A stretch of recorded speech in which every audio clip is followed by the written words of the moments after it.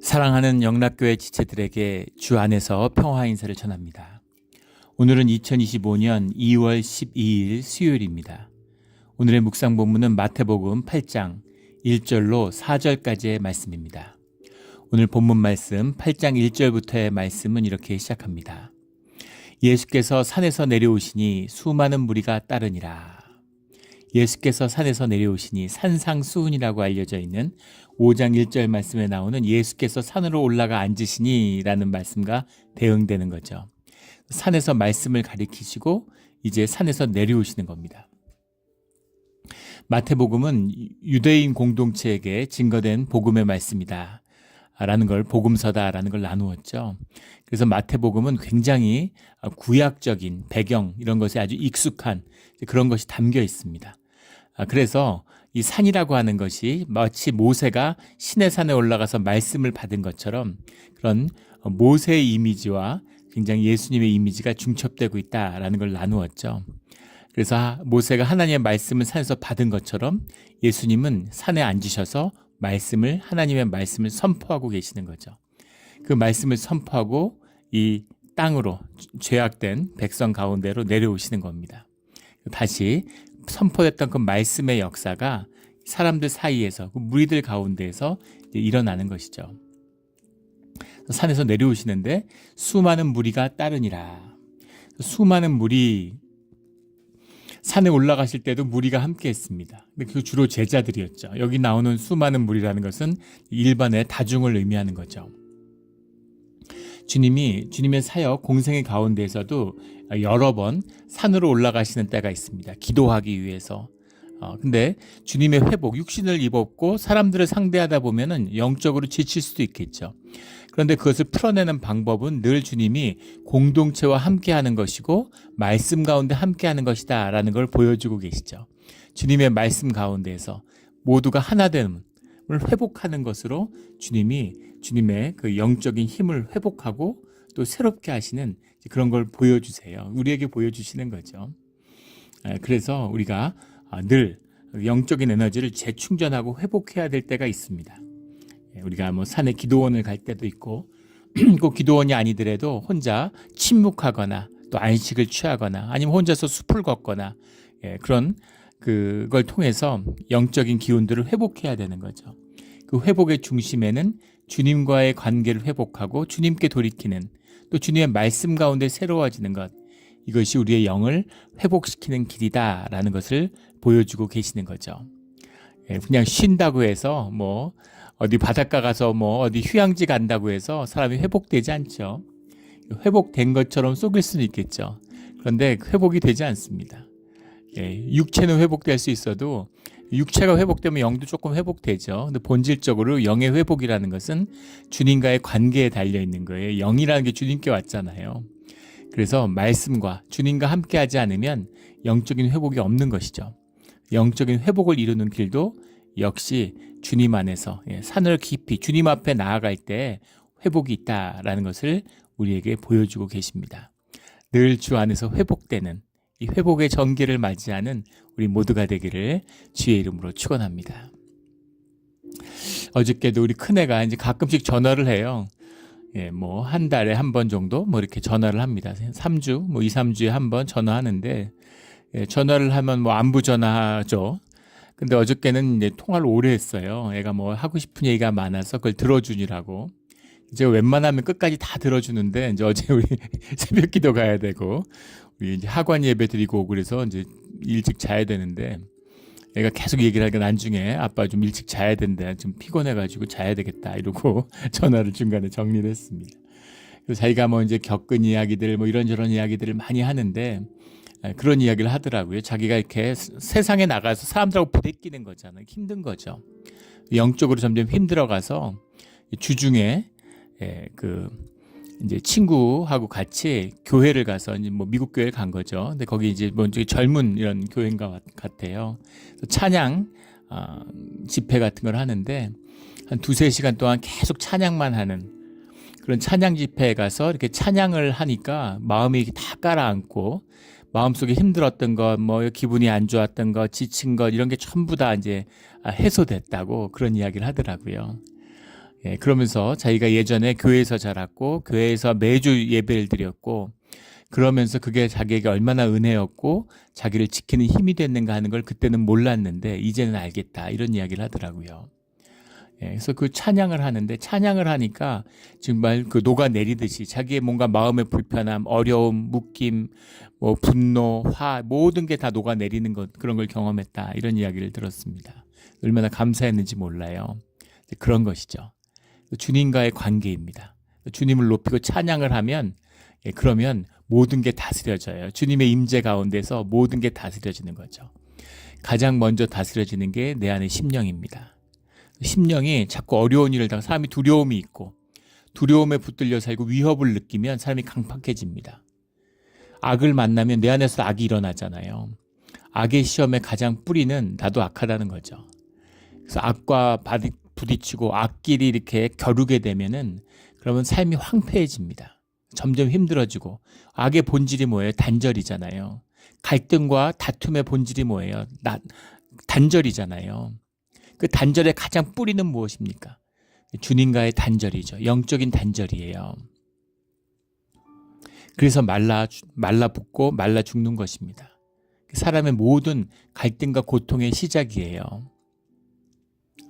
그 단절을 이기는 주님과 교통하는 것이죠. 주님과 통하는 것이에요. 그게 우리 예배가 아닙니까? 예배가 살아나고 예배가 공동체의 중심이고 삶의 중심으로 반듯하게 우뚝 서야 되는 것이죠. 그런 삶은 형통한 시냇가에 심기운 나무처럼 아무 걱정이 없는 겁니다. 예. 주님과 말씀과 교통하고 말씀과 하나 되고 그 안에서 회복되는 그 시간을 육신을 입고 100% 인간으로 오신 주님이 당신의 삶을 통해서 어떻게 회복되고 어떻게 주님과 교통하는지를 우리에게 말씀해 주시고 보여주셨다라는 거죠. 2절에 내려오는데 수많은 무리가 따르니라. 수많은이라고 하는 말이 오클로이, 폴로이라는 말이, 폴로이라는 게 great 이런 말이고 오클로이라는 말이 이제 크라우스 이런 건데 이것이 이제 5장 1절의 말씀에 보면 산에 올라가실 때는 토스, 오클로스 이렇게 돼 있죠. 토스라는 게 영어의 더 정관사죠. 그러니까 더 크라우스입니다. 그러니까 정해진 사람들, 예, 특정된 사람들, 그런 사람들이 주님과 함께 했어요. 그런데 이제는 따르는 모든 무리, 오픈된 예, 그런 모임이다라는 거죠. 예. 늘 오픈된 사람들과 있는 것도 아니고 늘 일정한 사람들과 공동체 속에 있는 것도 아닙니다. 그 둘 속에서 교통해야죠. 교회 가운데 있지만 세상 가운데 나가고 또 세상 속에 있지만 교회 가운데로 회복되고 돌이켜야 되는 거죠. 이런 삶의 모습을 보여주고 계세요. 근데 2절에 놀라운 사건이 있는데 나병 환자가 나와 절하며 이르되 주여 원하시면 저를 깨끗하게 하실 수 있나이다. 야, 네. 나병 환자가 나와 절하며 이르되 주여 원하시면 저를 깨끗하게 하실 수 있나이다 하거늘 놀라운 고백이죠. 첫 번째는 나병 환자가 나왔다는 겁니다. 나병 환자는 나오면 안 되죠. 예, 나오면 안 된다는 말입니다. 레위기 13장에 보면 나병 환자는 우리 예전엔 문둥병이라고 그랬죠. 나병 환자는 격리되어 있어야 돼요. 그럼 나병 환자가 나병 환자인지 피부병 환자인지를 판별하는 사람이 이 제사장입니다. 제사장이 왜 그걸 판별할까요? 이것이 종교적인 의미를 가진다는 거죠. 나병 환자이고 몸이 아프고 나병에 걸렸다는 거 한센병이라고 그러죠. 한센병에 걸렸다는 것 자체가 엄청난 고통이고 말할 수 없는 정말 인간이 육신을 입고 경험할 수 있는 최악의 조건 중에 하나겠죠. 그런데 거기다가 하나 더 얻는 거예요. 돌을. 이것을 신적인 저주로 보는 겁니다. 모든 인간들, 모든 생명체는 카르마라고 하는 영적인 섭리에 묶여 있죠. 카르마라는 건 뭐냐면 내게서 나간 게 나에게 돌아오는 거예요. 이건 주님이 세상을 움직이는 원리 같은 섭리에 관한 것입니다. 예, 그래서 내가 나쁜 짓 하면 나쁜 게 나에게 돌아오게 돼 있어요. 예. 내가 아무 데서나 담배 피면 그것이 결국 나에게 해로 돌아옵니다. 우리 예전에도 나눈 적 있죠. 50년대 포세이돈이라고 하는 핵 추진 잠수함을 미국이 만들어냈습니다. 놀라운 기술적인 혁신이죠.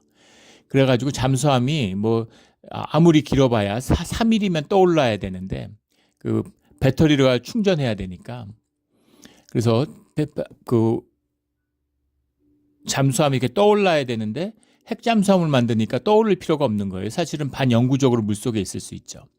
근데 사람들이 타고 있으니까 한 6개월 정도 교대하러 나올 때 나오고 그 사이에서 계속 물 밑에 있는 거죠. 물 밑에 있으면서 이제 소나라고 하는 그 음파 탐지기, 청음기죠. 그걸로 물속의 소리들을 쫙 이렇게 듣는데 계속된 폭발음이 들리는 거예요. 폭발음, 주기적인 폭발음이 계속 들리는 겁니다. 그래가지고 미국이 굉장한 충격을 받게 되죠. 이게 그 당시는 냉전 시기니까 소련이 사실은 이미 핵잠수함을 갖고 있거나 계속 수중에서 폭파 실험을 하고 있었구나. 근데 우리가 몰랐구나 하는 충격을 받게 되죠. 그래서 그 소리의 근원을 찾아서 온 지구 속을 샅샅이 뒤지는 겁니다. 미국만이 할 수 있는 일이죠.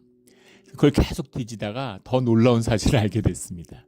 그 소리가 사실은 2차 세계대전 때 수많은 미국이 터뜨렸던 기뢰 소리라는 걸 알아낸 거예요. 그 기뢰 소리가 물이라는 매질과 함께 계속 물속을 떠도는 거죠. 4년이 되면 온 지구를 모든 곳을 한 바퀴 다 돈답니다. 그리고 또 돌고 또 돌고 영원히 도는 거죠. 그게 카르마입니다. 내가 욕을 하면 그 욕의 저주에 가장 큰 피해를 입는 사람이 나예요. 내가 나쁜 짓 하면 나한테 돌아오게 돼 있습니다. 나의 카르마, 불교의 가르침이기도 하잖아요. 실제에 관한 이야기죠. 어떻게 업보라 그러잖아요. 내 카르마에 묶여 있다는 거죠. 그렇잖아요. 내 카르마라는 것도 사람들은 또 요새 인디비주얼리즘으로 생각하니까 내 카르마냐 네 카르마냐 뭐 그런 얘기가 아니죠. 미국의 을사오적의 자식들, 후손들은 다 미국에 이민 와 살고 있죠. 한국에 못 살아요. 아마 줄잡아 수백 명이 될 겁니다. 그런데 어디 가서 이완용 자손들 만나본 적 있으세요? 아니면 미디어나 어딜 통해서 이완용 자손이 어디 산다더라 이런 얘기 들어보셨어요? 없습니다. 어디 가서도 그걸 내세우지 않아요. 그러면 벌써 손자, 증손자가 나왔는데 증손자는 무슨 죄입니까? 자기 증조할아버지. 얼굴 한번 본 적 없는 증조할아버지가 지은 죄 때문에 그 자손들이 손가락질 받았고 무슨 재산만 있으면은 막 다 뺏어야 된다고 환수하려고 들잖아요. 그러니까 숨어서 죄인같이 살아가는 거죠. 그 증조할아버지의 죄인데 자손들은 무슨 죄가 있어서 그것 때문에 신음하고 고통받나요? 그런 것이 카르마인 겁니다. 업보죠. 조상의 업보예요. 한국인으로도 한국인이나 일본인이나 유전적으로 똑같다 그러죠. 유전자 조사를 하면 똑같다. 그 한반도에서 다 넘어갔는데 도레인이라 그러잖아요. 다 넘어갔는데 뭐 똑같은 게 당연하겠죠. 그런데 서로 원수져 가지고 미워하잖아요. 넌 일본 사람, 난 한국 사람 이런 식으로. 한국에 태어나면 일본을 미워해요. 그런 게 카르마죠. 조상의 업보에 묶여 있는 겁니다. 그건 저주죠. 왜 미움 속에 살아야 됩니까? 서로 도와가면서 같이 잘 살면 더 좋잖아요. 그런 묶임. 그 묶임의 저주죠. 그런데 나병의 저주는 뭐냐면 나병이라고 하는 것 자체만으로도 고통스러운데 그런데 그것이 신적인 저주로 구조화되어 있다는 거예요. 너는 부정하고 너는 신적인 질서 안에서 부정하고 너는 종교적인 그 제도 안에서 교리 안에서 부정하고 너는 신의 저주를 받았다 이런 식으로 사람을 2번 죽이는 거죠. 그 안에 묶여 있는 겁니다. 그 레위기 13장에 보면은 그가 격리돼 있어요. 격리돼야 되는 겁니다. 나오면 안 돼요. 나병 환자가 무리 가운데 돌아다니면 그러면 징벌을 받죠. 돌로 맞아요. 그런데 나병 환자가 나아왔다는 거죠. 놀라운 믿음이고 목숨 건 겁니다. 나병 환자로 어차피 이렇게 죽어갈 거 목숨을 걸고 주님을 한번 만나야 되겠다. 이런 마음으로 나온 것이죠. 나와서 절하여 이르되 사람들이 굉장히 당황했을 거예요. 나병 환자들은 이제 얼굴이 다 이렇게 녹아내리잖아요. 딱 보면 알고 대부분 얼굴을 이렇게 칭칭 감아서 덮고 있는데 나와서 절하며 이르되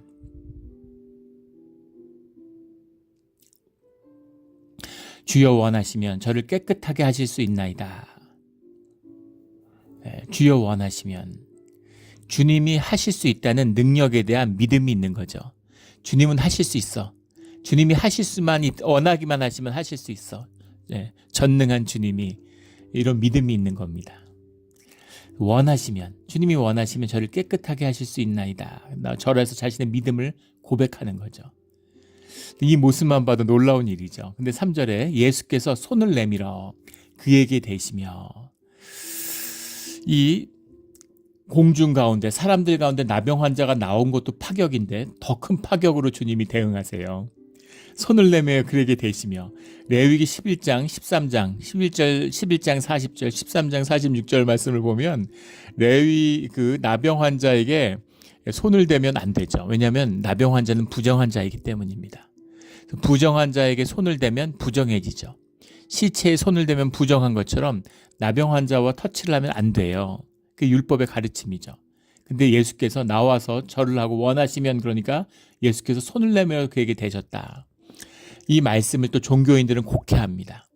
구약에 나오는 하나님이 손을 펴신다라고 하는 그 표현처럼 문학적인 표현이다, 이렇게 얘기하는 거예요. 직접 손을 대지는 않았고 주님의 능력이 함께한다, 주님의 능력이 선포된다는 의미로 그렇게 얘기를 하는 거죠. 손을 내밀어 그에게 대시며, 그냥 말씀 그대로 받으면 돼요. 예수님이 손을 대신 겁니다. 예수님이 치유의 주체시고 안식의 주체시고 율법의 주체예요. 주님이 하시면 하는 거지 못할 게 뭐가 있어요. 인자가 안식일의 주인이다라고 말씀하시는 것처럼 주님을 위한 주님의 말씀, 주님의 율법이잖아요. 주님이 하시는데 뭐가 문제가 됩니까? 근데 종교인들은 사실은 주님이 중요한 게 아니라 율법이 중요한 거죠. 자기들이 만든 종교의 질서가 더 중요한 거죠. 그 질서가 자기에게 주는 파워가 더 중요한 거죠. 그러니까 이런 걸 자꾸 곡해하고 이렇게 뒤틀려고 그러는 거예요. 예수님은 나병 환자에게 손을 대셨습니다. 말씀 그대로죠. 그에게 손을 내밀어 대시며 터치하고 이르시되 내가 원하노니, 주님이 원하시면 내가 원한다, 이렇게 말씀하셨어요. 깨끗함을 받으라 하시니 즉시 그의 나병이 깨끗하여 진지라. 병이 나으라가 아니라 깨끗함을 받으라, 깨끗하게 하실 수 있나이다 하니까 깨끗함을 받으라, 이렇게 말씀하셨죠. 이것도 종교적인 의미를 담고 있는 거죠. 몸만 나은 게 아니라 종교적인 정결함을 부여하신 겁니다. 하나님의 저주가 아니다, 그 저주를 풀어주신 거예요. 종교의 저주를 풀어주시는. 그래서 하늘의 깨끗함, 사람들이 깨끗하게 할 수 없는 그 정결함을 주님이 임하게 하셨다. 임한다라는 말씀이 나오잖아요. 임한다라고 하는, 깨끗함을 받으라라는 이 말씀. 병이 이렇게 유기적으로 낫고 회복되고 이런 게 아니라 인간에게 임할 수 없는 그 주님의 이적이 임하는 거죠. 하늘의 깨끗함이 임하는 겁니다. 인간이 무슨 짓을 해도 의로워질 수 없고 깨끗해질 수 없는데 하늘의 깨끗함이 임하는 것이죠. 그래서 그것을 받으라라고 말씀하시니까 그의 나병이 깨끗하여졌다, 나았다는 거죠. 그리고 종교적인 사슬에서도 풀려나는 것이죠. 4절에 예수께서 이르시되 삼가 아무에게도 이르지 말고, 이런 말씀을 이제 자주 반복해서 하시는데 이제 이 말씀이 처음 나왔습니다. 제자들과 함께 했을 때는 이런 말씀을 이렇게 하지 않았었는데, 산상수훈을 할 때는 일반인 가운데, 이제 이런 대중 가운데 나왔을 때 삼가 아무에게도 이르지 말라, 이렇게 말씀하세요. 그럼 어제 은밀한 데 불러서 낫게 하시지 왜 사람들이 있는 데서 낫게 하고 얘기하지 말라고 그랬을까? 그런데 이것을 사람들에게 야 조용히 비밀 지켜 이런 게 아니라 이 나음을 받은 나병 환자에게 말씀하셨다는 거예요. 그리고 다만 가서 제사장에게 내 몸을 보이고 모세가 명한 제물을 드려 그들에게 입증하라 하시니라. 제사장에게 내 몸을 보이라라고 하는 말씀도 레위기 14장에 나오는 말씀이죠. 그것을 판별하는 권한이 제사장에게 있으니까.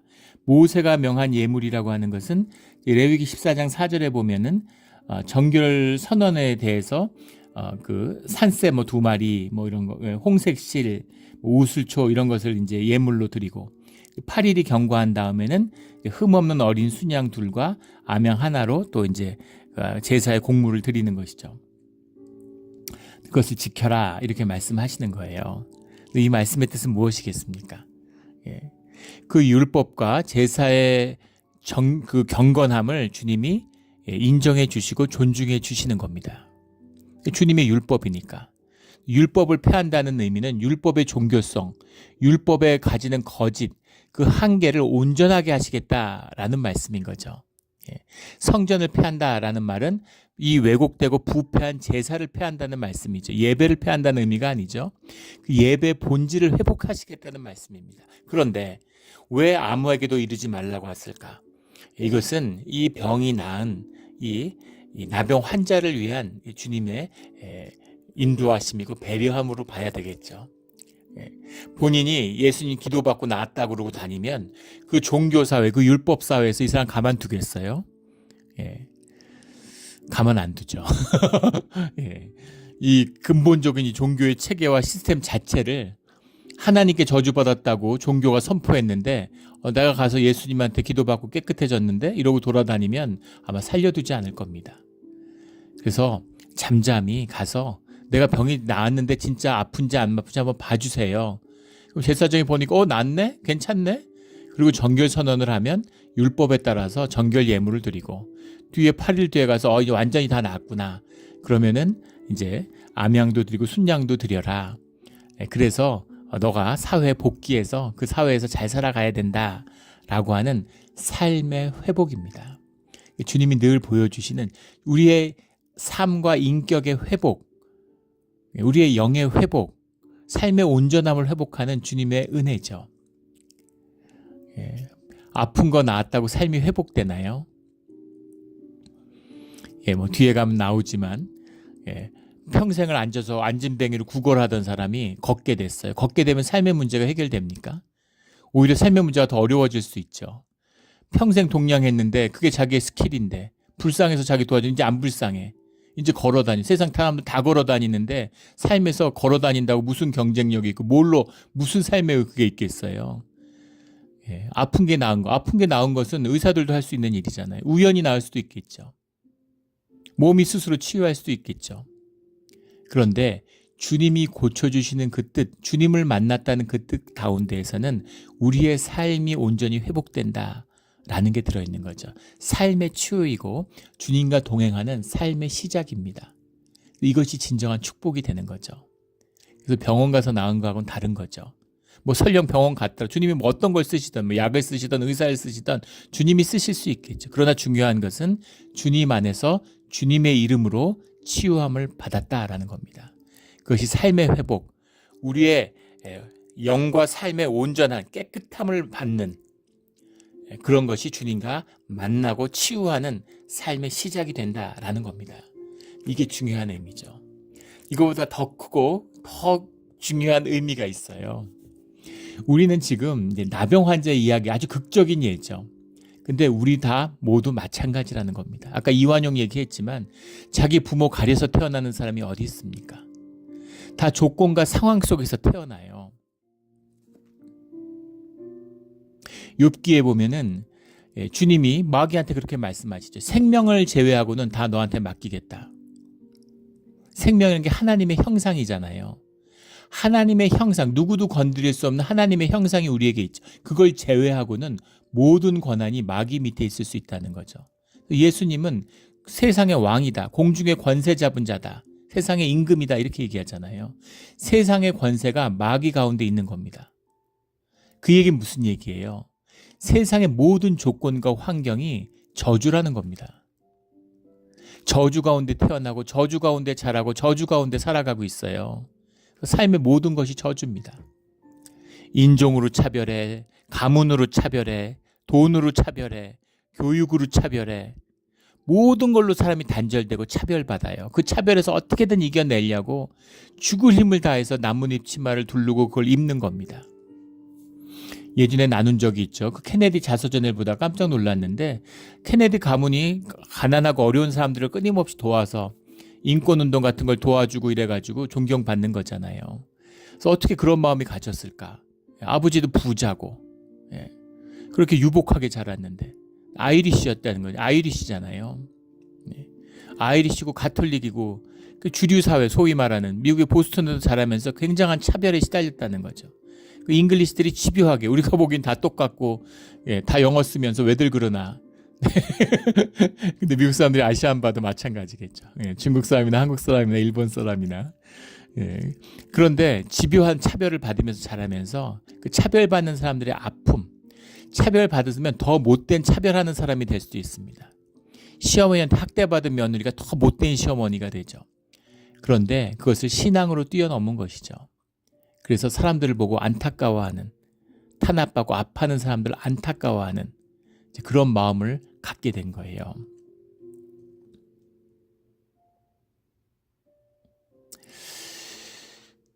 미국에 태어나 백인이야, 뭐 무슨 사립학교 좋은 학교 나오고 하버드 나오고, 아버지는 뭐 재벌이고 뭐 영국 대사도 지내고 미국의 증권거래 뭐 위원장도 하고 잘 나가는 정치적 영향력이 있고, 그런데도 차별을 받아요. 이것이 세상의 본질이라는 거죠. 뭐 우리 예전에 뭐 한국의 그 재벌이죠. 재벌 그 2세인데 아버지 회사, 남들이 보면 진짜 뭐 요즘 같은 돈을 숭배하는 세상에서 재벌집 자식으로 태어나면 최고인 것 같잖아요. 근데 자기 마음대로 아무것도 못하고 60이 넘어서도 아버지한테 맞았다고. 어떻게 그러고 살 수가 있습니까? 또 다른 재벌 3세인데 아버지가 재벌 2세죠. 아버지가 죽으니까 고문 변호사가 이렇게 부르더니만은 현금으로 1,500억이 든 통장을 주더라는 거 아니에요.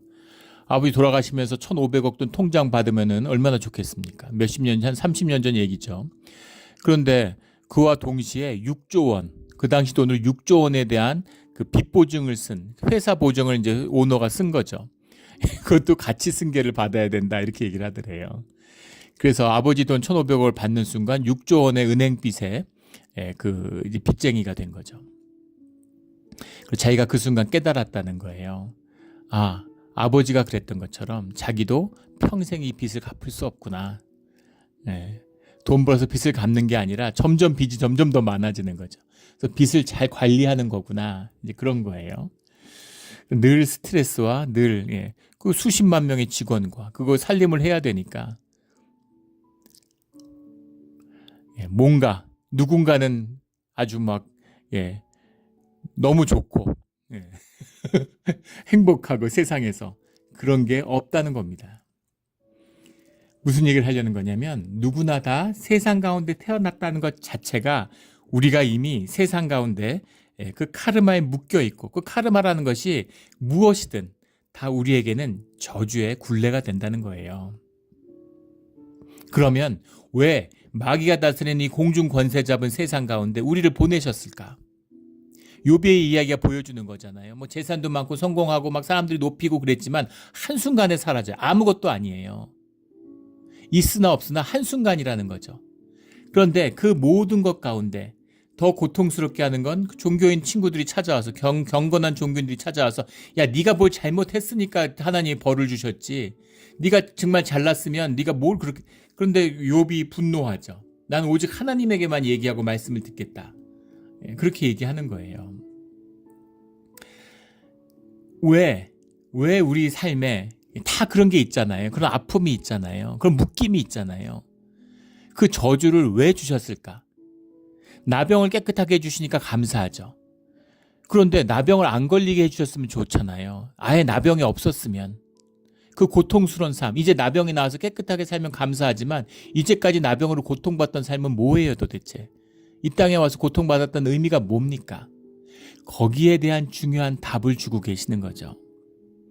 뭐냐면 내게 일어나는 모든 일들이 반드시 나에게 복이 될 수 있다는 겁니다. 왜냐하면 그것이 나를 복의 근원이신 주님과 만나고 통하게 하기 때문인 거죠. 어려움을 받았는데 주님께 간구하고, 사업이 망했는데 고통 가운데 주님을 만나고, 가족을 앞세웠는데 고통 속에서 주님을 만나고, 도저히 살 수 없을 것 같은 절망 가운데서 주님을 만나고, 그게 우리가 만날 수 있는 복의 근원이고 영원한 삶의 시작이고 축복이 된다는 겁니다. 그러면 우리 삶의 모든 저주는 복으로 바뀌어요. 이게 키라는 겁니다. 그래서 어떤 저주, 어떤 어려움이 있었느냐가 아니라, 종교라는 건 현상의 모든 괴로움과 어려운 조건을 전부 저주로 구조화시킵니다. 그거를 깨는 비밀이 주님 안에 있다는 건 도저히 못 깨요. 죽어도 못 깹니다. 인도 같은 데 보세요. 카스트로 묶여가지고 그걸 5,000년이 돼도 못 깨는 겁니다. 주님을 만나면 깰 수 있다는 거죠. 그걸 깨야 되는 거예요. 이 안에는 모든 문제는 주 안에서 반드시 다스려질 수 있다라고 하는 진실이 들어있는 것이죠. 이걸 만나는 겁니다. 주 안에서 주님이 하시지 못할 일이 없어요. 주님이 내 안에서 이루지 못할 일이 없으십니다. 그래서 모든 문제는 반드시 나에게 복이 되고 주님 안에서 그것이 다스려질 수 있다라고 하는 믿음이 있어야 되는 것이죠. 그리고 무엇보다 중요한 진리는 복과 그것을 상황과 조건을 해결하는 그 뿌리는 주님과 하나됨에 있다라는 거죠. 주님과 하나됨, 그걸 위해서 이 땅에 보내신 거잖아요. 그래서 우리가 주 안에서 고통과 시련 가운데 우리의 믿음이 자라고, 눈에 보이고 주님과 함께 있으면 믿음이 없죠. 예.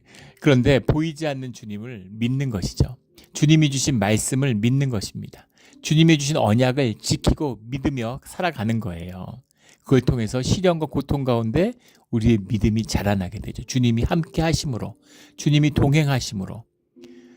그래서 주님이 우리가 또 주님께 간구하고 기도하는 것이죠.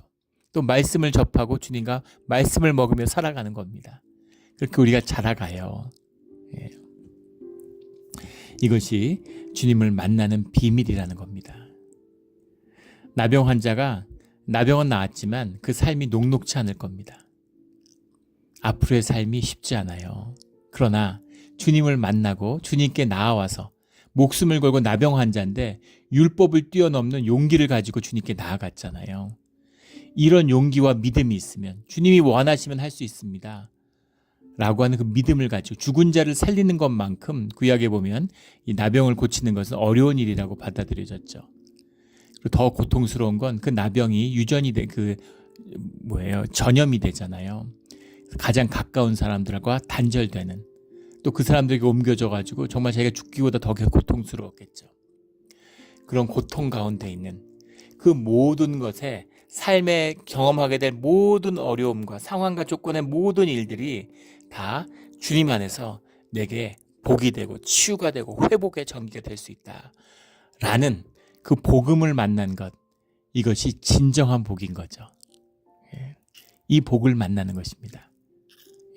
조건과 환경에 투덜대지 말고 잠잠하게 어디 가서 삶과 아무에게도 이르지 말고 주님과 잠잠히 주님의 치유와 회복을 만나는, 주님과 교통하며 말씀으로 살아가는 그 삶으로 우리를 초청하고 계시는 겁니다. 우리 주님과 하나가 되어서 주님의 능력 안에서 우리의 모든 문제를 다스리는 그런 우리 삶의 자리가 되기를 예수 그리스도 이름으로 축원합니다. 아멘. 기도드리겠습니다. 하나님 아버지 감사합니다. 우리가 영적 나병 환자입니다. 주님, 이 단절을 이겨내고 주님께 깨끗함을 받아서 새로운 삶을 시작하는 우리의 삶의 자리가 되게 하여 주시옵소서. 조건과 환경 때문에 낙심하고 두려워하고 염려하고 근심하면서 삶이 다 녹아내렸습니다. 주님 안에서 우리의 육신이 녹아내리는 나병 환자처럼 영이 녹아내리는 우리의 이 아픈 자리를 치유하여 주시고 모든 종교의 저주, 모든 세상의 저주를 끊고 다스리며 주님과 함께 동행하게 하여 주시옵소서. 감사하며 예수 그리스도의 이름으로 기도드렸습니다. 아멘.